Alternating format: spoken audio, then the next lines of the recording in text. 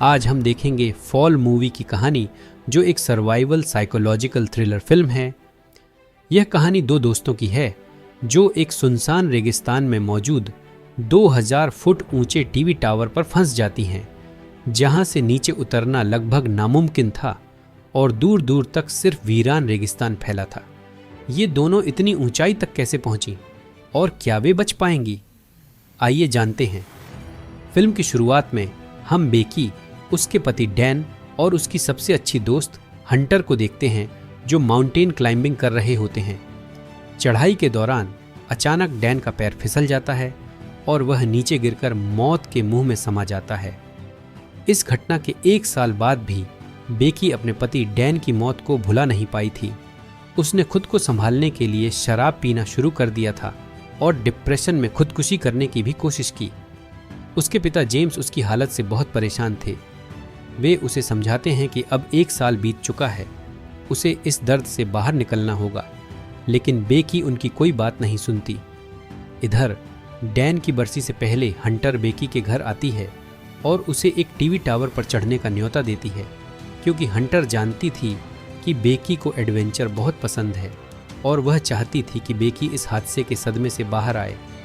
लेकिन बेकी तुरंत मना कर देती है, क्योंकि डैन की मौत के बाद उसने क्लाइंबिंग छोड़ दी थी। अगले दिन बेकी नींद की गोलियां खोज रही थी ताकि खुदकुशी कर सके, लेकिन कुछ देर सोचने के बाद वह फैसला करती है कि वह हंटर के साथ क्लाइंबिंग के लिए जाएगी। अगले दिन हंटर और बेकी दोनों टीवी टावर की ओर निकल पड़ती हैं। सफ़र के दौरान बेकी हंटर के फ़ोन में कुछ पुरानी तस्वीरें देख रही होती हैं। तभी उसके पिता जेम्स का फ़ोन आता है, मगर वह कॉल काट देती है। काफ़ी देर ड्राइव करने के बाद वे एक होटल में रुककर रात गुजारते हैं। डिनर के दौरान बेकी को पता चलता है कि हंटर एक यूट्यूबर है जो ट्रैवल व्लॉग्स बनाकर कमाई करती है। तभी बेकी की नज़र उस टीवी टावर पर पड़ती है जहां उन्हें जाना था। हंटर उसे बताती है कि यह अमेरिका का चौथा सबसे ऊंचा टावर है। अगली सुबह दोनों अपना सफ़र शुरू करती हैं और हंटर उसी वक्त से अपनी व्लॉगिंग भी शुरू कर देती है।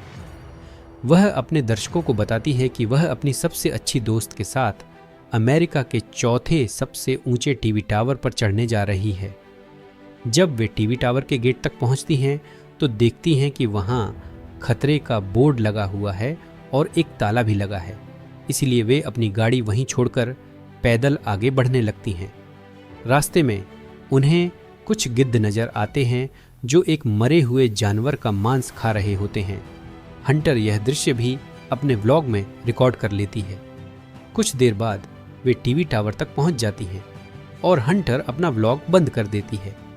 टावर की ऊंचाई देखकर बेकी डर जाती है, क्योंकि वह लंबे समय से क्लाइंबिंग नहीं कर रही थी और उसे लग रहा था कि वह इतनी ऊंचाई पर नहीं चढ़ पाएगी। लेकिन हंटर उसका हौसला बढ़ाती है और कहती है कि वे डैन की अस्थियों को टावर से नीचे बिखेरेंगी। इसके बाद हंटर बेकी के साथ सेफ्टी रोप बांधती है और दोनों टावर पर चढ़ना शुरू कर देती हैं। यह टीवी टावर बहुत पुराना और जंग लगा हुआ था, लेकिन फिर भी वे दोनों अपनी चढ़ाई जारी रखती हैं। जैसे ही वे ऊपर बढ़ती हैं, अचानक बेकी के हाथ से सीढ़ी का एक पुराना हिस्सा टूटकर नीचे गिर जाता है, जिसे देखकर वह घबरा जाती है, लेकिन हिम्मत करके चढ़ाई जारी रखती है।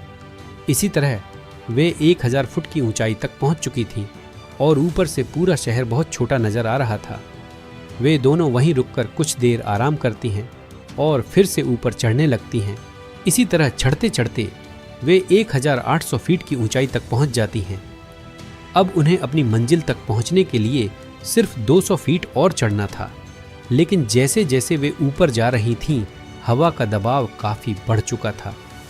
बेकी हंटर से कहती है, हमें अब वापस नीचे जाना चाहिए, लेकिन हंटर उसे हिम्मत देते हुए कहती है, सिर्फ 200 फीट बाकी हैं, हम यह कर सकते हैं। यह कहकर वह बिना कुछ सोचे आगे चढ़ने लगती है। जैसे जैसे वे ऊपर बढ़ती हैं, रास्ता और भी खतरनाक होता जाता है और हवा का दबाव और ज़्यादा तेज हो जाता है। हंटर आसानी से इस कठिन रास्ते को पार कर लेती है और बेकी की मदद करती है ताकि वह भी ऊपर आ सके। लेकिन जैसे ही वे और ऊपर चढ़ने लगती हैं, सीढ़ी के नट और बोल्ट ढीले होकर गिरने लगते हैं। इससे बेखबर वे दोनों अपनी चढ़ाई जारी रखती हैं। अंततः वे टावर के सबसे ऊपर पहुंच जाती हैं। ऊपर पहुंचकर हंटर फिर से अपनी व्लॉग रिकॉर्डिंग शुरू कर देती है और ड्रोन की मदद से कुछ शानदार शॉट्स लेती है। हंटर चाहती थी कि उसके दर्शकों को कुछ रोमांचक और खतरनाक कंटेंट मिले, इसलिए वह बेकी को ड्रोन का रिमोट पकड़ाती है और खुद टावर से लटक जाती है ताकि एक ज़बरदस्त थ्रिलिंग शॉट ले सके। शॉट लेने के बाद वह वापस ऊपर चढ़ती है और इस बार बेकी से भी यही करने को कहती है, लेकिन बेकी इसके लिए बिल्कुल तैयार नहीं थी। हंटर उसे समझाती है, यह तुम्हारे डर को खत्म करने का सबसे अच्छा मौका है, इसे मत गंवाओ। आखिरकार बेकी हंटर का हाथ पकड़कर टावर से लटक जाती है और हंटर अपने फ़ोन में इस रोमांचक पल को कैप्चर कर लेती है। इसके बाद बेकी वापस ऊपर चढ़ती है और डैन की राख टावर से बिखेर देती है। उस पल में बेकी और हंटर दोनों भावुक हो जाती हैं। अब वह फैसला करती हैं कि उन्हें नीचे जाना चाहिए। बेकी अपनी सेफ्टी रोप बांधकर नीचे उतरना शुरू करती है, लेकिन जैसे ही वह पहला कदम रखती है, सीढ़ी अचानक टूट जाती है और बेकी हवा में झूल जाती है।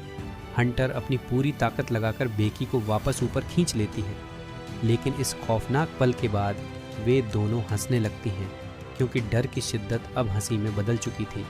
जब वे अपना मोबाइल चेक करती हैं तो उन्हें पता चलता है कि वहाँ कोई नेटवर्क नहीं था। इसके अलावा उनका बैकपैक नीचे गिर चुका था, जिसमें उनका सारा खाना पीना था। तभी उन्हें वहाँ एक इमरजेंसी बॉक्स नज़र आता है, जिसमें एक फ्लेयर गन और एक दूरबीन होती है, लेकिन ये चीज़ें उनके किसी काम की नहीं थीं। यह देखकर बेकी मायूस हो जाती है और गुस्से में हंटर पर चिल्लाने लगती है, लेकिन हंटर उसे समझाते हुए कहती है, शायद किसी ने नीचे गिरने वाली सीढ़ी की आवाज़ सुनी हो और वह हमारी मदद के लिए आ जाए। हमें बस कुछ देर यहाँ इंतजार करना होगा। तभी हंटर नोटिस करती है कि जब बेकी नीचे उतरने की कोशिश कर रही थी, तभी उसकी टांग जख्मी हो गई थी। हंटर तुरंत अपनी शर्ट फाड़कर बेकी के जख्म पर बांध देती है ताकि खून बहना रुक जाए।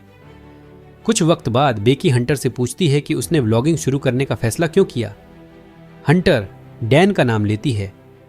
डैन का नाम सुनते ही बेकी के दिल में हंटर के लिए शक पैदा हो जाता है। थोड़ी देर बाद हंटर अपने फ़ोन में उस मरे हुए जानवर की फ़ोटो देखती है जो उसने सुबह अपलोड की थी। तभी उसे एक आइडिया आता है, अगर वे मदद का संदेश लिखकर फ़ोन को रस्सी के सहारे नीचे भेज दें तो शायद नेटवर्क मिल जाए और मैसेज पहुंच जाए, लेकिन उनकी यह कोशिश नाकाम हो जाती है। इसके बाद वे सोचती हैं कि ज़मीन पर जरूर नेटवर्क होगा। हंटर अपने जूते में फ़ोन डालती है और उसे मोजे से अच्छे से लपेटकर नीचे फेंक देती है। इसी दौरान बेकी की नज़र हंटर के पैर पर पड़ती है, जहां एक टैटू बना हुआ था। यह देखकर बेकी को याद आता है कि डैन आई लव यू कहने के लिए 143 का इस्तेमाल करता था। यह सोचकर बेकी के शक को और बल मिलता है, लेकिन वह इस बात को नज़रअंदाज कर देती है और टावर से नीचे उतरने का कोई तरीका सोचने लगती है। कुछ देर बाद वे दूरबीन से देखती हैं कि टावर के नीचे एक आदमी अपने कुत्ते के साथ खड़ा है। वे दोनों तुरंत मदद के लिए चिल्लाने लगती हैं, लेकिन ऊंचाई की वजह से उनकी आवाज़ नीचे तक नहीं पहुंच पाती। जो फ़ोन हंटर ने नीचे फेंका था वह भी पूरी तरह टूट चुका था। अब वह आदमी अपने कुत्ते के साथ वहां से जाने लगता है, इसलिए उसकी ध्यान खींचने के लिए बेकी अपने दोनों जूते नीचे फेंक देती है, लेकिन वह आदमी उन जूतों पर ध्यान नहीं देता क्योंकि वह फ़ोन पर किसी से बात कर रहा था। यानी नीचे उतरने का यह मौका भी बर्बाद हो चुका था। अब बेकी फैसला करती है कि वह उस आदमी को रोकने के लिए फ्लेयर गन का इस्तेमाल करेगी, लेकिन हंटर उसे रोक देती है और कहती है, अभी दिन का वक्त है, इस समय किसी को भी यह सिग्नल नज़र नहीं आएगा। इसी दौरान वे दोनों एक फूड ट्रक में 2 और लोगों को देखती हैं जो वहां पार्टी करने आए थे। उन्हें देखकर वे फैसला करती हैं कि अंधेरा होने के बाद फ्लेयर गन चलाएंगी ताकि वे लोग उन्हें नीचे से देख सकें। रात होते ही बेकी फ्लेयर गन चला देती है। वे दोनों आदमी ऊपर देखते हैं। बेकी और हंटर हाथ हिलाकर मदद मांगने लगती हैं। वे देखती हैं कि वे दोनों आदमी उनकी कार की तरफ जा रहे हैं, जिससे उन्हें उम्मीद बनती है कि शायद वे मदद के लिए आएंगे, लेकिन अफसोस वे दोनों आदमी असल में चोर थे जो उनकी कार चुराकर वहां से भाग जाते हैं। यह देखकर बेकी और हंटर बेहद मायूस और दुखी हो जाती हैं। अब उन्हें समझ नहीं आ रहा था कि वे क्या करें। तभी बेकी हंटर से उसके टैटू के बारे में पूछती है। इस बार हंटर सच्चाई बता देती है, मेरा और डैन का 6 महीने तक अफेयर रहा। मैं उससे प्यार करती थी, लेकिन वह तुमसे ज्यादा प्यार करता था, इसी वजह से मैंने ब्रेकअप कर लिया। यह सुनकर बेकी पूरी तरह से टूट जाती है। वह सोचने लगती है कि उसकी सबसे अच्छी दोस्त और उसका पति दोनों उसे धोखा दे सकते हैं। अगली सुबह बेकी अपना फोन चेक करती है। तभी उसे एहसास होता है कि उन्हें टावर पर चढ़े हुए 24 घंटे हो चुके हैं और अब उन्हें भूख और प्यास बहुत तेज लग रही थी। इसलिए हंटर फैसला करती है कि वह नीचे जाकर बैकपैक वापस ले आएगी। वह सेफ्टी रोप के सहारे नीचे उतरने लगती है, लेकिन डिस्क तक पहुंचने से पहले ही रस्सी छोटी पड़ जाती है। अब उसके पास कोई और रास्ता नहीं था, इसलिए हंटर अपनी सेफ्टी रोप खोलकर डिस्क पर कूद जाती है। वहां वह थोड़ा पानी पीती है और बैकपैक को ऊपर भेजने की कोशिश करती है। बेकी ने सेल्फी स्टिक की मदद से रस्सी लटकाई और खुद भी उस पर लटक गई ताकि हंटर को बचा सके। बेकी ने अपनी पूरी ताकत लगाकर हंटर को ऊपर खींचने की कोशिश की। हंटर लगभग ऊपर पहुंच ही गई थी कि उसके हाथ से रस्सी फिसल गई और वह तेजी से नीचे गिरने लगी। यह देखकर बेकी की धड़कन तेज हो गई। अपने पति को खोने के बाद वह अपनी सबसे अच्छी दोस्त को भी खोना नहीं चाहती थी। लेकिन जब बेकी नीचे देखती है तो वह देखती है कि हंटर अभी भी रस्सी से लटकी हुई है, लेकिन उसके हाथ बुरी तरह से जख्मी हो चुके थे। इस बार बेकी अपनी पूरी ताकत लगाकर हंटर को ऊपर खींचने में सफल हो जाती है। कुछ देर बाद बेकी एक मदद का संदेश लिखती है और उसे अपने ड्रोन में फिट कर देती है। वह ड्रोन को पास के होटल तक भेजने की कोशिश करती है, लेकिन कम बैटरी की वजह से उन्हें ड्रोन वापस लाना पड़ता है। अब दोनों फिर से टावर पर फंसी हुई थीं, बिल्कुल बेबस और लाचार।